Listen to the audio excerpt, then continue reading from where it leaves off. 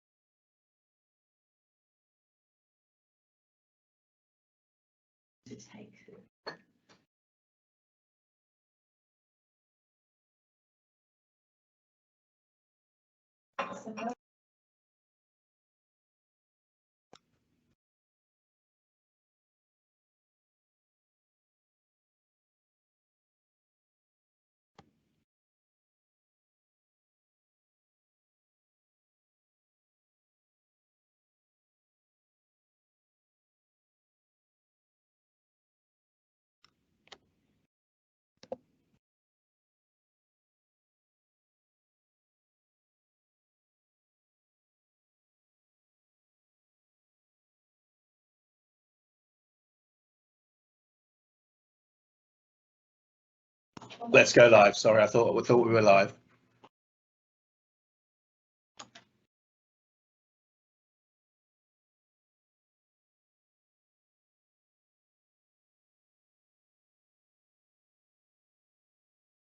You're on. Let's go live. Sorry, I thought we were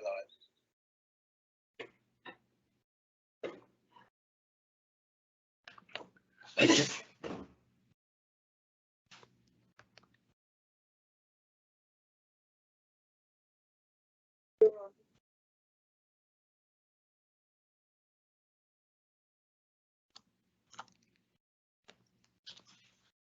Okay, welcome to the Seymour Leisure Centre update. This is our second public meeting, and there are still some people joining, so we're just going to hang on for a short while a few extra people join. But we will be updating you today on the activity we've had so far in terms of the design, where we are and what we're going to be doing next and how you can be involved in that. So if you just bear with us for a minute or so, and then we'll kick off in about 30 seconds, 50 seconds.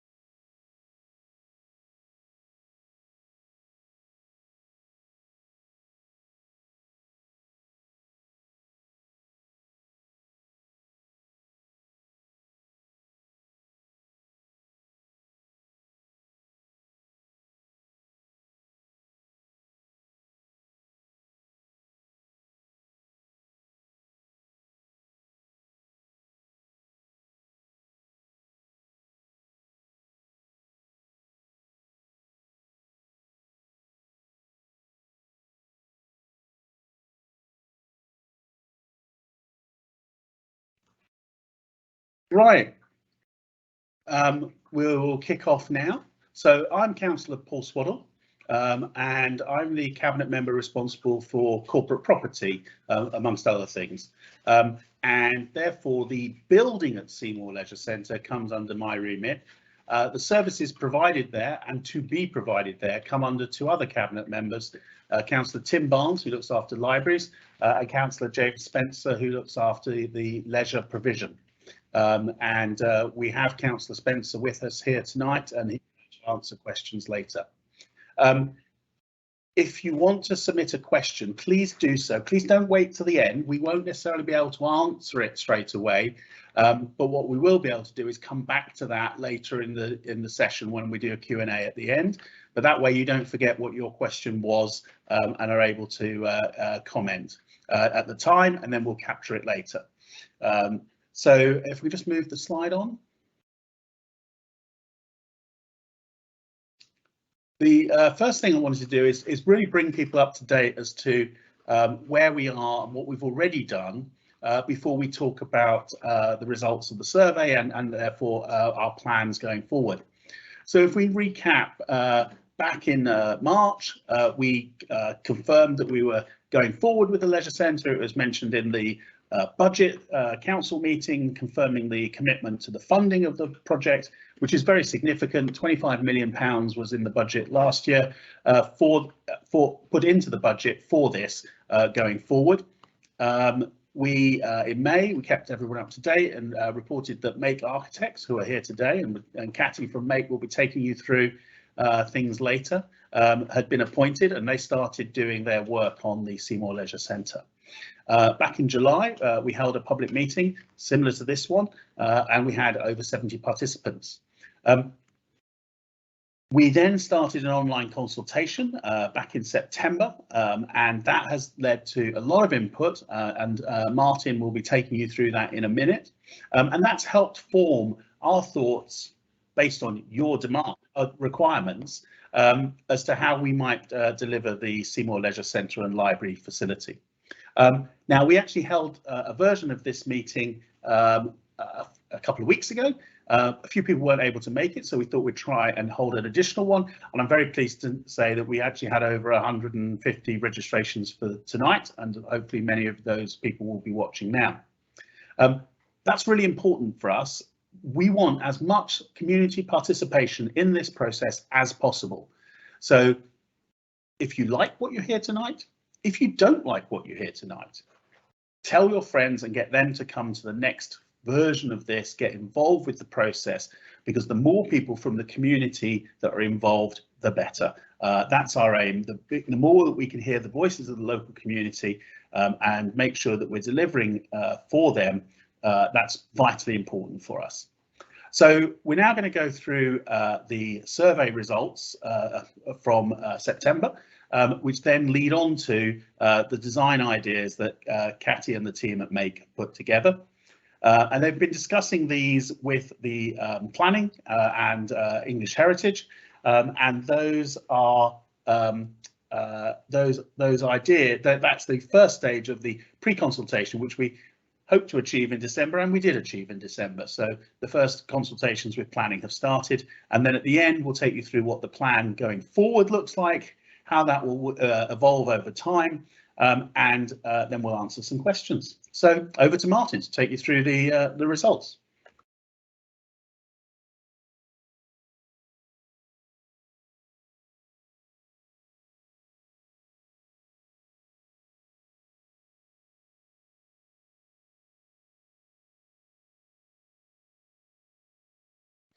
Martin, I think you're on mute, as they say.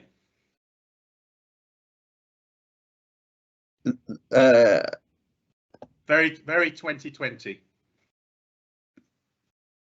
Back on it again. Sorry about that. There's nothing like a bit of muting to get people in the mood for a public meeting, and especially when people are talking into thin air.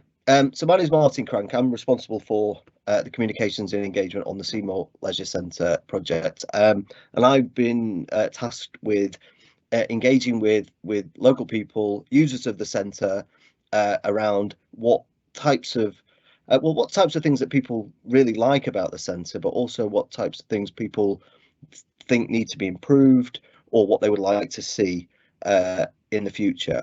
And I was I played a part in developing a community survey, which was distributed far and wide, and it had themes around what were the reasons that people use the Seymour Leisure Centre, views on what kind of proposed improvements could be carried out, views on how facilities should be used and the importance of them, and some demographic information about where people are coming from who use the centre, and what communities in the proximity of the centre can we encourage to also come in and use the facilities.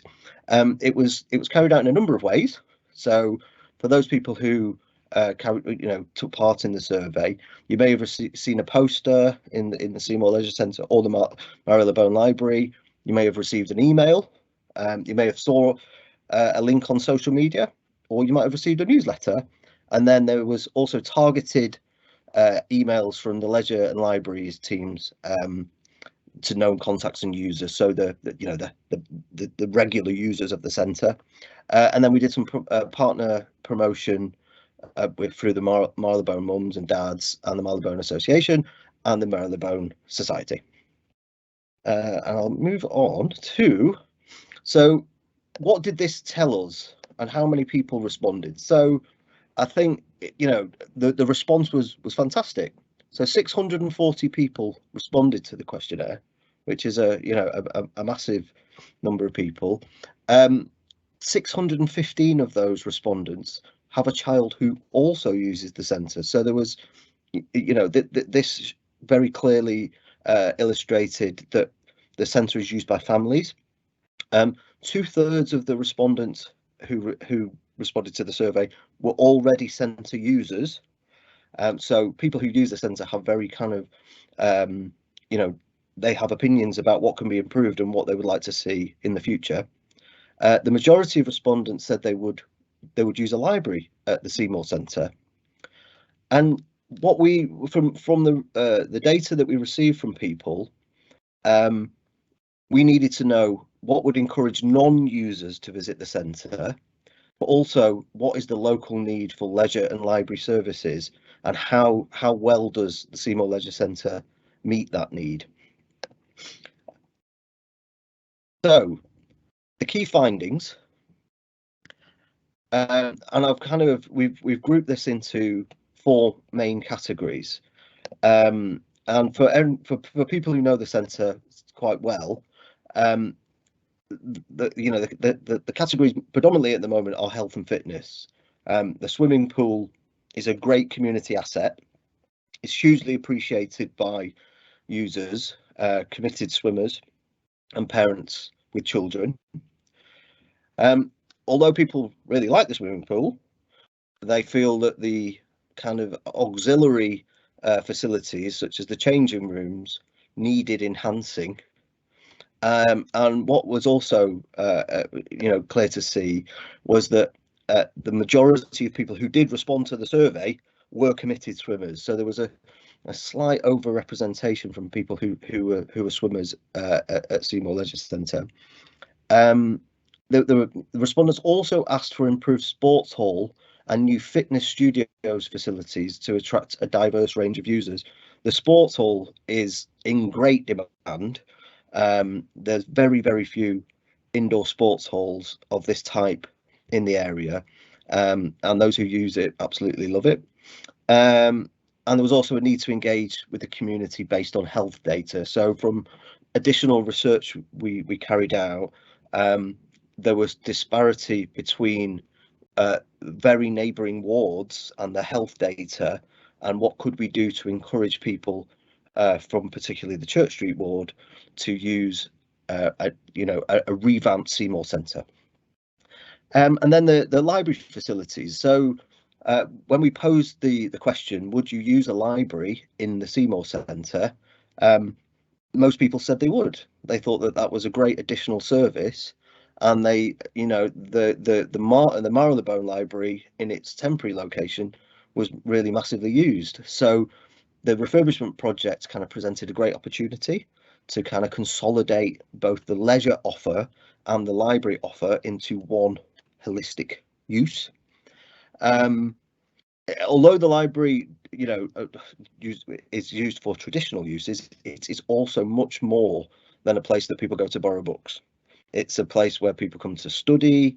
It is a place that young people come to meet, and it's also a place where health and well-being activities are delivered. So, the opportunity to deliver something that is more of a community hub at the Seymour Centre with a library, with a health and fitness, and with other flexible uses, was something that was greatly appreciated and in demand.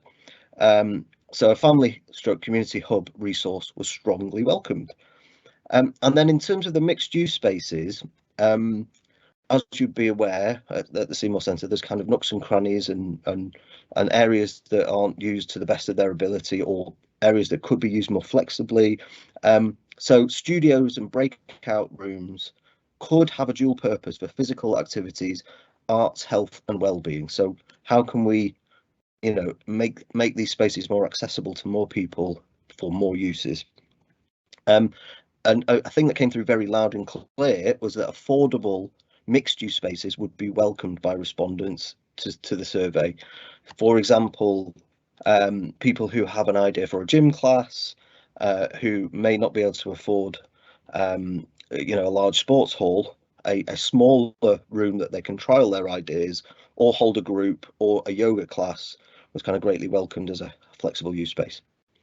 And then some of the general points that people raised was that the changing facilities are in great need of modernisation. They're tired and in need of, you know, a revamp. And both the management and cleanliness of the centre need improvement. So people thought that there were, you know, classes that people would prefer to see, or that have been put on before but are no longer there, and there were opportunities for women only swimming and things like that that you know was kind of came through as themes in the survey. The soft play is regarded as an attractive offer by families and children, because in other centres that people have visited, they saw soft play as something that was attracting families, and an opportunity to have a cup of tea where while your children work off some energy is also quite welcome by parents with children.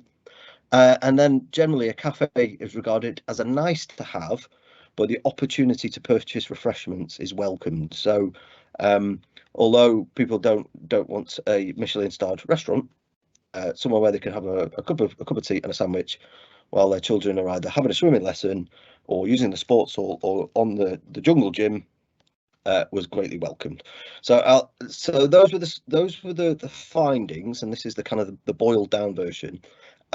We then took the huge amount of data and these kind of boiled down findings and handed them to Make Architects and Catty, who then rationalised them into a set of principles which will frame the way that the project is taken forward in the future. So I will hand you over to Catty to talk about how these findings have been translated into initial proposals. Great. Thank you, Martin. Oh, apologies about the dog. Dangers of working from home. So I'm just going to run you through our thinking to date, and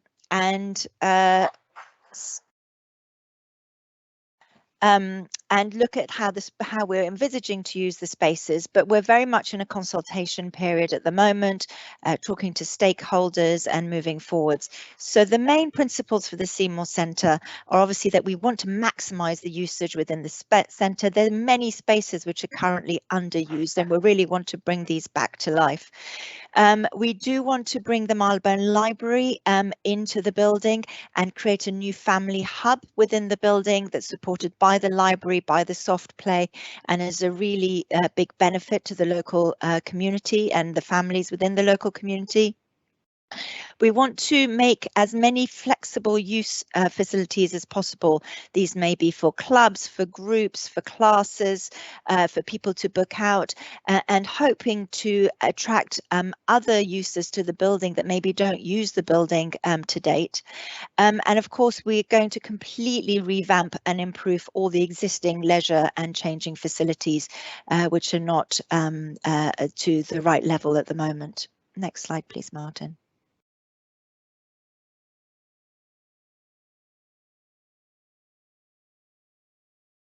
And the next one.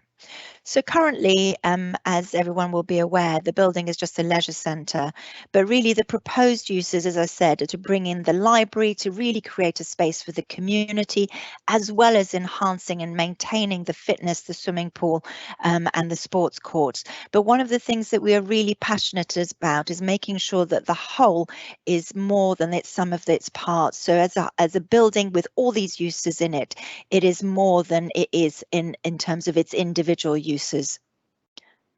Next, please.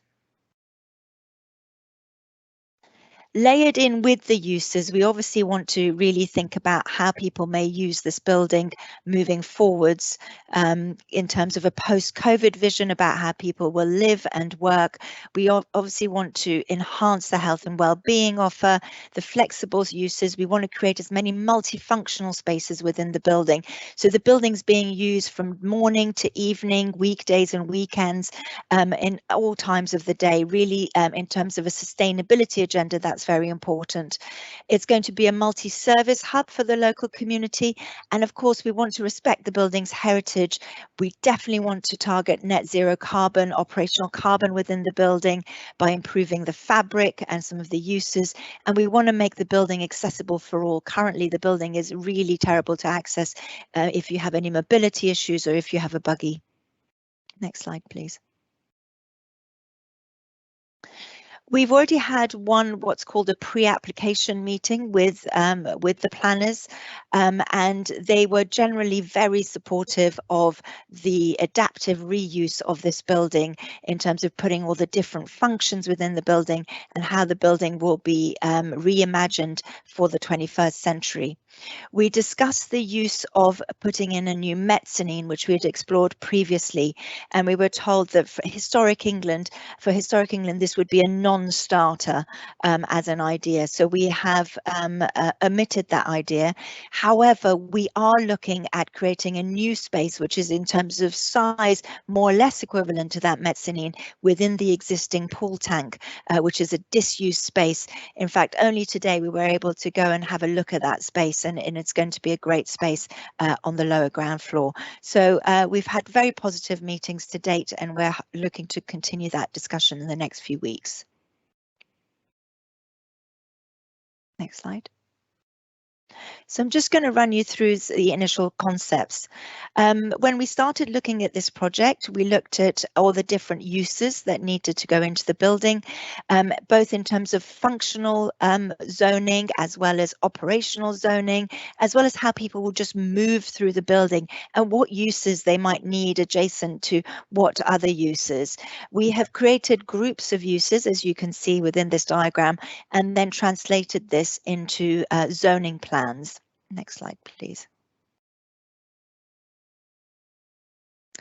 So in broad terms, the main entrance will remain where it is, and as will the five-court sports hall. We looked at relocating this sports hall elsewhere in the building. However, to achieve Sports England dimensions, this is really the only place where the sports hall can be located, which means that therefore we're not using the old swimming pool that was there. I think that was one of the questions. We are looking to bring the existing swimming pool to Sports England standards, and as I said, enhancing all the sports, changing facilities and so on. Introducing the library, as you can see here on the ground on first floor, and creating a fantastic new fitness suite on the lower ground floor. As well. The lower ground floor, it must be said, has windows all the way around on three sides, as it has a light well that runs around the building. So there is natural light coming into that floor as well. Next slide, please. As I mentioned, we're very keen to create as many of these flexible community spaces within the building to make sure as much of the building is used for as much of the time by as much of the community as is possible.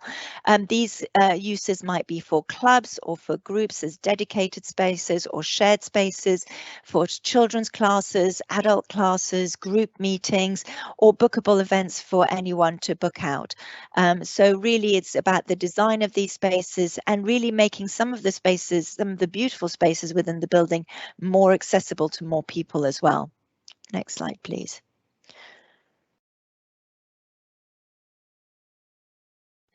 One of the spaces that's not used and many people don't really see is the public washhouse. And you can see some of these photographs on the left-hand side, and it's indicated on the plan.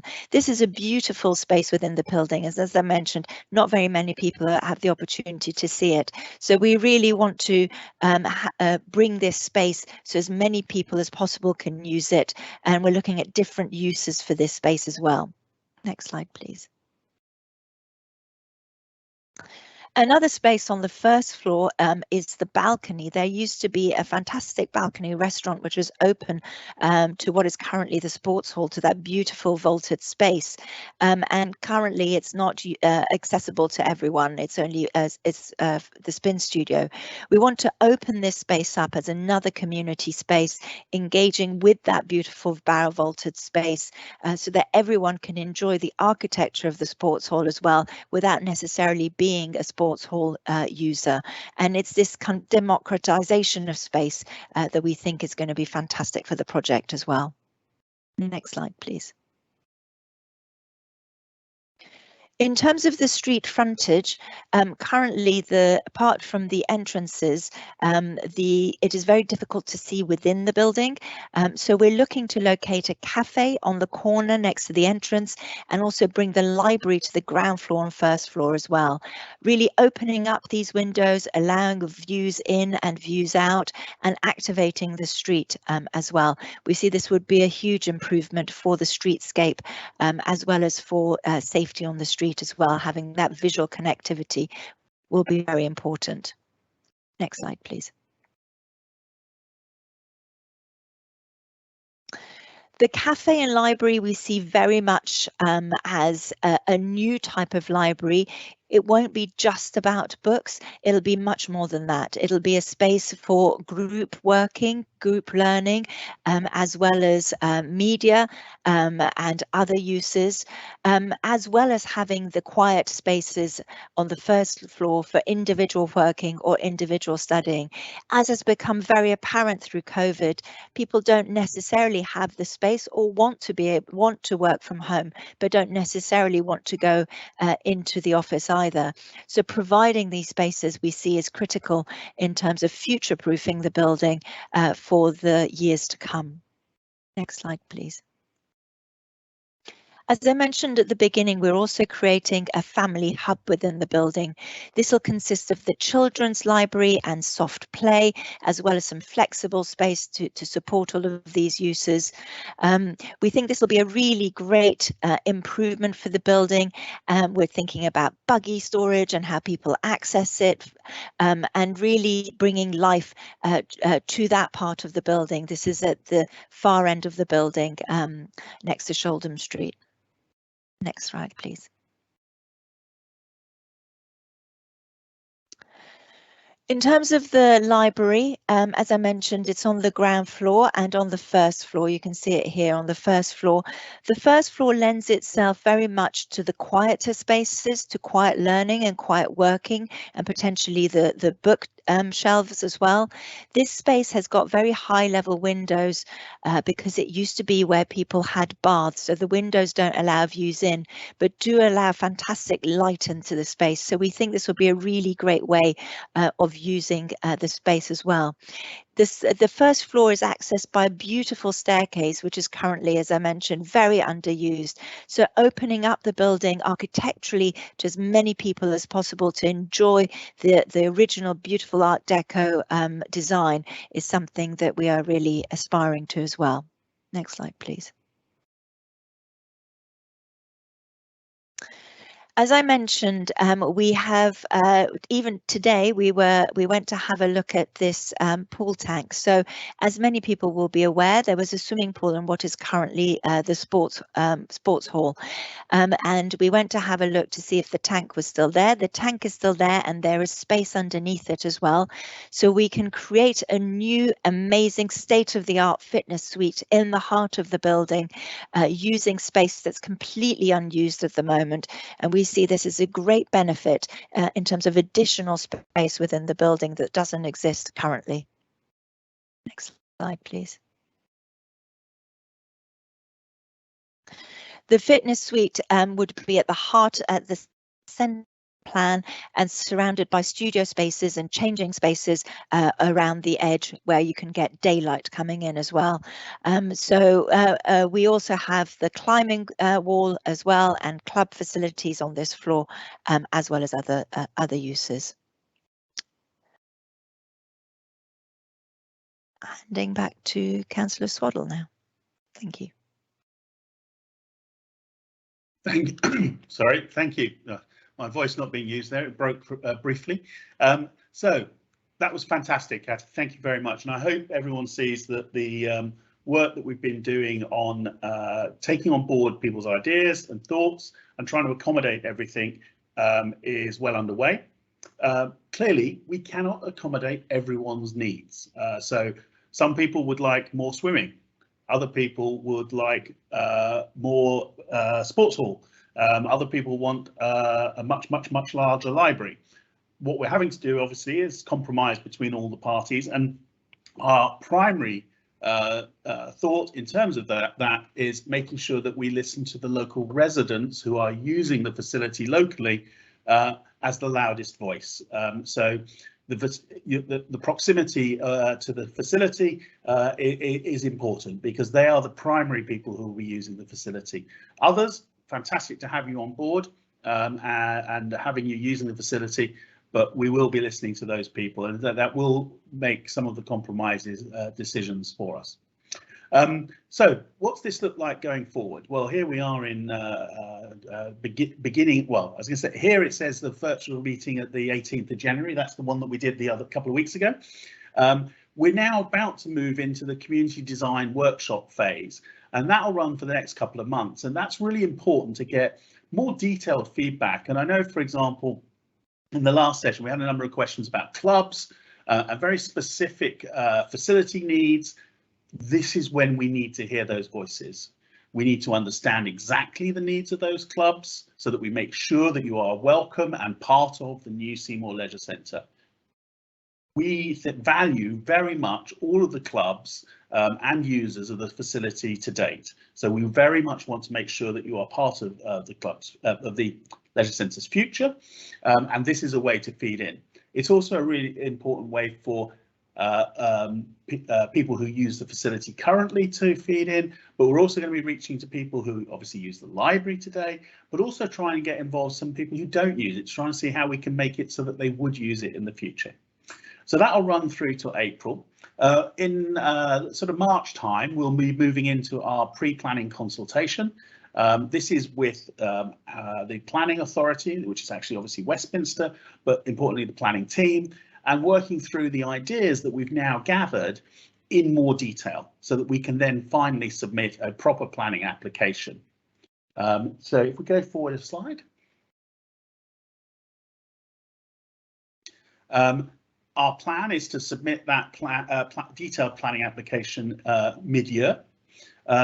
This will then allow us to start commissioning the works in 2023. With the aim to start on site in the back end of 2023. This is a major refit. This is not a lick of paint. So this is a £25 million project. The centre will unfortunately have to close during that period, but that is to allow us to get all the work done. And that will be for roughly a year and a half-ish. And that could be a little bit more, it could be a little bit less, because we don't know yet, because we haven't finalised the plans. So that's when we'll know that picture. But that will give you the scale of magnitude of the changes that we're going to be making. So it's very significant, it's going to take time, and that's why it's vital that we get your input over the next few months to refine the ideas and make sure that they are as good as we can possibly make them, which is our priority for you as users. I think that might be the final slide, is that right? Okay, so let's take the slides down for a second and let's move on to the Q&A. And I think Claire is going to read out some of the questions and I will endeavour to answer them, or if they're really tricky, I'll pass them on to Catty. Okay, can I be heard? Yeah, great. Okay, so the first question that's in the Q&A is, why was the 8-lane 25-metre pool in the main area removed from the plan? Please consider adding this back into the renovation. Yes, this came up, a similar question came up last time. Unfortunately, one of the plans included a mezzanine floor above that area, and as Catty mentioned, that's no longer possible. That's been ruled out by the Historic England. So that is no longer possible, which means that we've left with a choice of compromise between either swimming and sports hall facility. We feel the best balance is to have the main sports hall where it is today, with a very high roof, which allows for a variety of uses, and then a swimming pool facility next door in the current area. Although the exact configuration of that will change, quite possibly quite significantly, because we want to make it suitable for the diving needs, but also children's needs, etc. We are having to balance the needs here, and while there are a lot of people who would like more swimming facilities, there are some significant swimming facilities elsewhere in the borough, and we do have some of the best provision in London. Thank you. There's a group of questions, Councillor Swaddle, around club provision. Specifically, will current tenants be catered for? Specific questions about particular clubs, current arrangements, and a general club question. Great. Okay, as I was saying earlier, we absolutely want to maintain the club usage there is. It's a really important part of the community at Seymour Leisure Centre. You know, you're bringing in people that are using the facility, that are getting healthy, getting fit, experiencing new things. So we very much want to ensure that you can have a future at the centre. We do not envisage losing clubs during this process. What we do not have, and this was a very high level, area-based design, is where everything goes exactly. And this next stage is about understanding exactly your needs. So the various clubs that work out of there have very different needs in terms of storage. So what do you need to store, and where do you need to store it, and where do you want to access it? How many people do you have? It may be that you need more space, but in different places at different times, and flexibility is one of the things that we're really trying to build into this. So that's very much what we'll want to be doing in this next phase. So we look forward to consulting in much more detail with the clubs about their needs, but we really want them all to stay. Okay, a question from the badminton club. Are you now committing to a 5-court sports hall, and have you dropped the 4-court idea? So there was a bit of confusion last time, if I'm honest. The diagram had 4 because the 4-court configuration is a Sport England configuration, but we have the space for the fifth court, and that's what we intend to mark it out for. Okay, thank you for that. There's quite a number of questions on swimming, which I'll come to in a minute. There's a specific question about plans for swimming and gym use during construction. As I said, unfortunately, the facility will close, so there will not be any use of the facility during that period.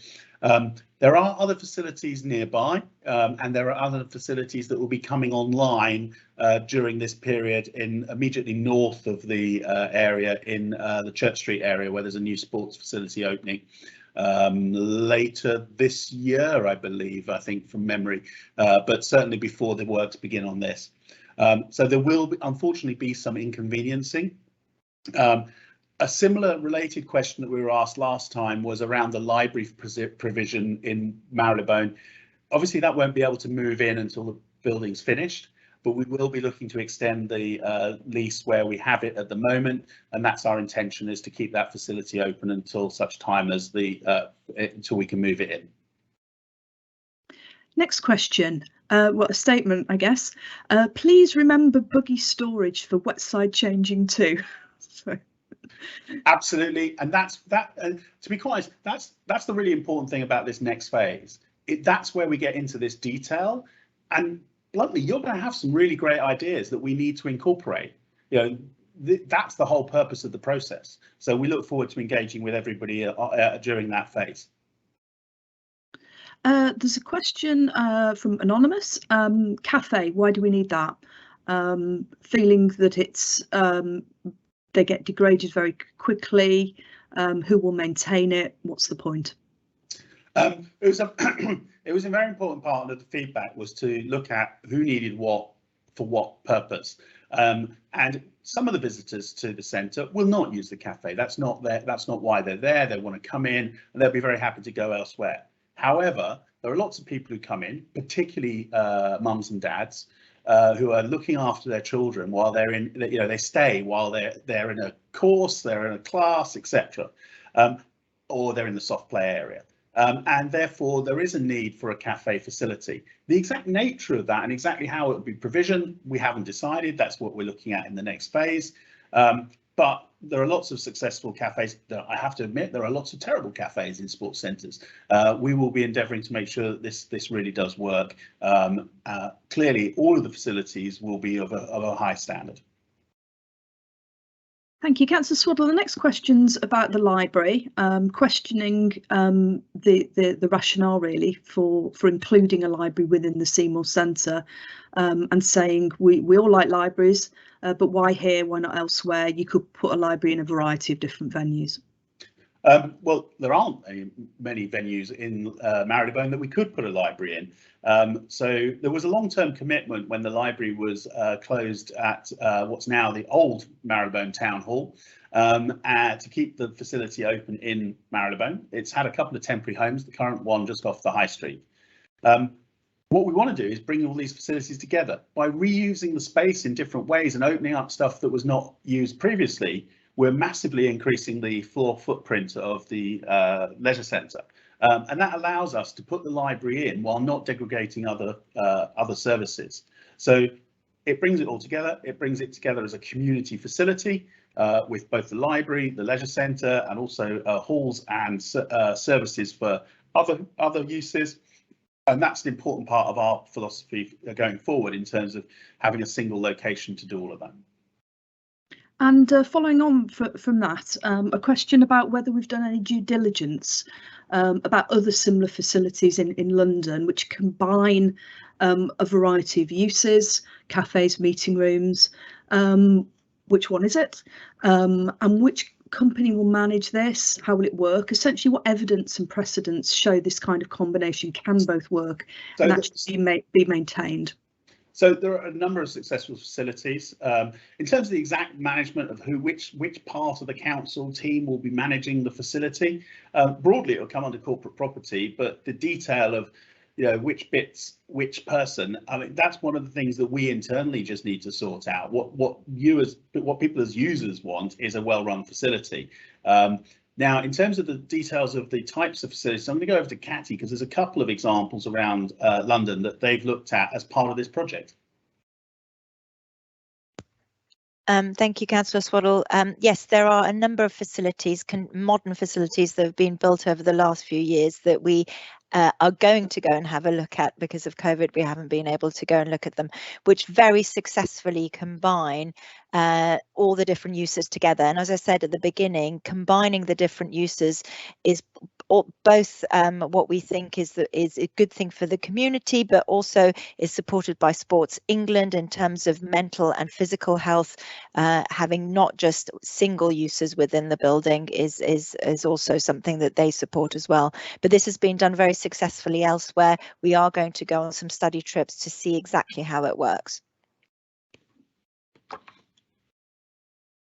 Great. Claire, are there any more questions? There are a number of swimming ones which I think we have addressed and are addressed in the Q&A that's posted. I'm going to take some slightly different ones then. There's a question about fitness studios and gyms, saying there's a huge number of them in Westminster. Why do we feel the need to add more? Have you assessed what's nearby when making the decision to include more general fitness space? Yes, we have looked at the facilities across the borough, and that's one of the things we're doing is trying to balance that across all of the needs. We do think there is a need because the demand is certainly there in the current usage for these fitness facilities. Clearly, we're providing them at a much lower cost than some of the commercial providers who are nearby. So while there are other gyms, they're not necessarily as accessible, but we are making a balance between the different users. And in a similar vein, really, about the gym, seems to be a selling point, Howard says, that the library will have natural light flooding in, but this doesn't seem to be a consideration for gym users. Well, actually, the gym does actually have a natural light well, so there will be natural light into the gym as well. So I can understand why at first glance it looks like there might not be, but that's certainly the intention. I don't know whether, Catty, you can comment further. Yes, so there is a light well that, as I said, runs around the 3 sides of the building, which will bring, and there are existing windows. So we are looking to maximise as many uses as possible around the edge, whether these are the studios or the gym. We're working through the detailed planning of that floor at the moment with stakeholders. So yes, there will be natural light to many of the spaces on the lower ground floor. Brilliant. Right, there.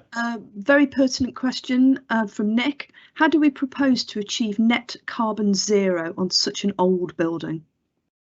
It's going to be a challenge, and it's going to be a challenge because it's a sports centre. So that's part of the work that's yet to be finalised. I think. I don't know whether, Catty, would you like me to? Yeah. So we have a fabric first approach. So we will be looking to insulate the building where it needs it. The windows have currently been recently been upgraded, but we will investigate those as well. And then we will be looking at the plant, looking at air sourced heat pumps, which will hugely improve the performance of the building. We will be looking at rainwater harvesting, and all these different elements together should help us reach net zero operational carbon. Brilliant, thank you. Claire. What commercial concessions, physios and sales are being considered? At this stage, we do have a couple of commercial operators within the building at the moment. While we would try to accommodate those going forward, our priority is going to be around the delivery of the core centres facilities. If we can accommodate some of them, and if they're a good mix, good part of the mix, then they may well make part of the final provision. But as I say, the priority is going to be around community provision. Question, possibly for Catty, will there be additional lift provision? Yes, this is a very good question, and I should have mentioned it. As I said, the building is not very accessible currently. We are re-looking at the lifting strategy completely, putting in new lifts where it's required to make almost every single space within the building fully accessible by lift, as well as removing some of the additional lifting that doesn't actually allow access very well, so improving the spaces that they occupy as well. So yes, this is high on our agenda to make the building as accessible as we possibly can. I've inadvertently published without asking, so I'll ask now. Anonymous says the soft play is only used by a small number of local residents for a very short window of time. The swimming facilities will cater to a larger group for longer. Why not maximise the space for all? Well, we are maximising the space for all because it's a balance between different user types. There is significant swimming provision across the borough, and the soft play provision is vital for some users. So we're having to balance those two. We'll have a significant swimming facility. We'll have significant sports hall facility, fantastic facilities for gym and exercise, a 2-floor library with facilities for both study but also children's library, and it will, I think, be an excellent facility. There's a question about the size of the pool, with somebody commenting that 30 metres is unusual. Will the new pool have to be 25 metres? Will the space for the new learner pool expand into the existing studio space, or will it all have to squash into the existing pool area? Katie, I don't know whether you can perhaps comment. I Sure. know this is a bit work in progress, this one. Yes, so this is definitely work in progress. We are looking at the Sports England guidelines, what's physically possible, and also what's best practice. We are looking at where the learner pool could go, and also the configuration between the learner pool changing and the main pool. So this is all, we're working through all of this at the moment to come up with the best solution within the building.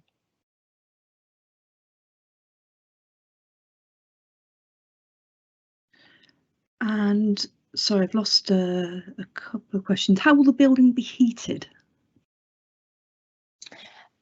Do you want me to jump in? Please. As I mentioned, we haven't started the MEP, the mechanical engineer, electrical engineering work quite yet. We're just looking to start that, but we will be looking to put in new plant to both heat and cool the building, and also using a heat exchanger, so we are as efficient as possible for heating and cooling of the building, as well as improving, as I said, the fabric, so we're not losing heat or allowing heat into the building on a hot day. So this is all working hand in hand through passive and active measures. And a good question at this time, Councillor Swaddle, how do residents become stakeholders to take part in the consultations that the architects are currently having? So the best way, and I think most of the people on here will already be signed up, is to sign up to the Seymour Leisure Centre mailing list, which is how we promoted this. And through that, but also through advertising in both the Leisure Centre and the library, we'll be encouraging people to participate in the next stages of the community workshops. But the best way, please, if you know other people who would like to keep up to date with this, please pass on details of the how to sign up. We will send out from today the recording of this, the Q&As that are already up on the website. We'll add to those based on what questions people have had today, so that everybody can get involved. So please do get involved. Do share that with your friends, neighbours, etc. And then we can have everybody involved and have everybody's voice heard. And is that the end of the questions there, Claire? I think so. There's a quite a lot that repeat, which we can certainly pick up on the Q&A. There's just a question about somebody asking where they can get surveys, raw data, reports. And just to repeat what you've just said, Councillor Swaddle, when we get things, it'll all be posted. Everything's being published on the Seymour Leisure Centre webpage on the Westminster site. And we will endeavour to keep you up to date. We will be adding to the Q&A based on some of the more detailed questions that were asked tonight that perhaps we didn't get to, or bluntly I may have not known the answer to. I know that there's always some that we need to go away and double check, but there's an awful lot already up with the Q&A. So I'd like to thank everybody for joining. I'd like to thank Katie, Claire and Martin for their contributions, and I look forward to holding another session like this in a couple of months' time, when we can update you further on the community consultations and future plans. So please do look out, do get everyone else to register, and we will keep you up to date via the emails, updates on the web page and future meetings. So thank you all.